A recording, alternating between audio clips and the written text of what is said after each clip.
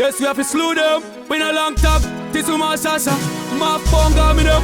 Munguwa yegu omerwa. Pabi wandi suta ipomerwa.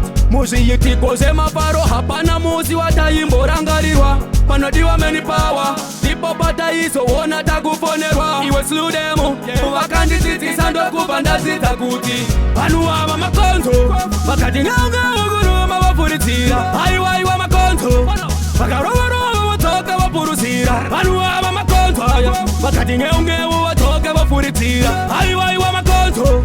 Wakaroro watoka wapuruzira. Uchikuchitira moto vanotora mabaketi emvura. Semukateni vodiritira hashitwene muno anefungwa tese. Kuona kwangwa zina kuna toti kwesere. Kana sina nana tutaka vane ina. Manje matokisi angu ndakwinya. Vakanditeketa chimoyo chapinya. Panodiwa softa sinda kuyita kinya. Vatangwa shino takuru mukanya. Nguva ya reba muchingo ndikanya. Iko shino na tindi varahandi china hanya. Ningatoita kwa shine kucha munya. Anuwa makonto.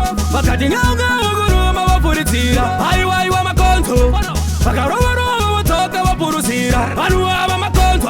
Wakati ngeungewu watoka wafuritira. Aiwa iwa makonto.